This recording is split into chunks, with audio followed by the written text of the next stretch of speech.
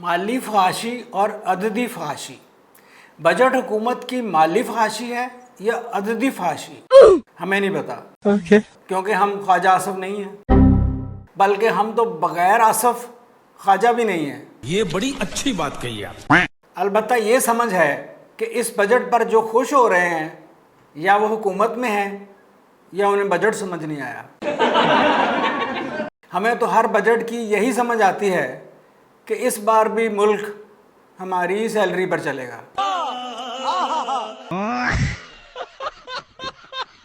पाकिस्तान हर साल अरबों की पेट्रोलियम मसनूआत और खरबों का बजट इंपोर्ट करता है। अच्छा, बजट को पहले अदादो शुमार की शायरी कहते थे, अब उसे अदादो शुमार के जोक्स कहा जाता है।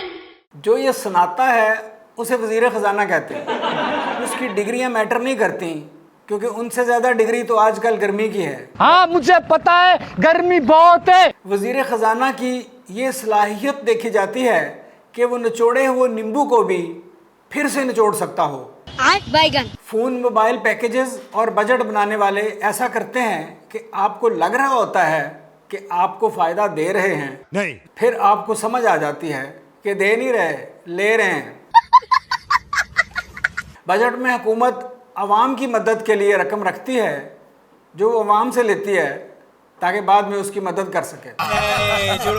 ऑनलाइन शॉपिंग पर टैक्स लगा, अगली दफ़ा ऑनलाइन शॉपिंग ना करने पर टैक्स लगेगा, क्योंकि पिछले साल सोलर ना लगाने वालों की जेब खाली की गई थी, इस बार सोलर लगाने वालों की जेब खाली होगी।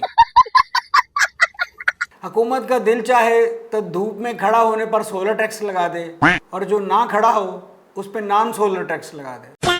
नॉन फाइलर्स के साथ जो हो रहा है, लगता है अगले बजट में नॉन फाइलर को शादी की इजाज़त भी नहीं होगी।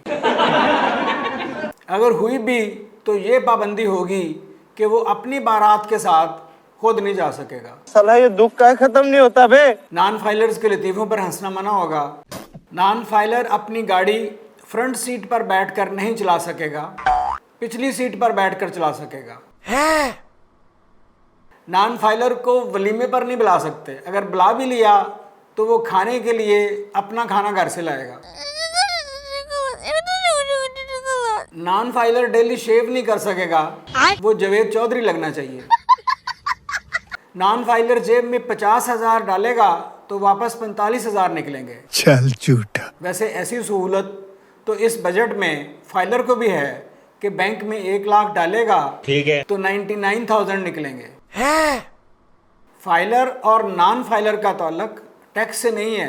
टैक्स तो सिर्फ वो तबका नहीं देता जिसे बिजली, गैस, पेट्रोल, गाड़ी, घर फ्री मिलता है।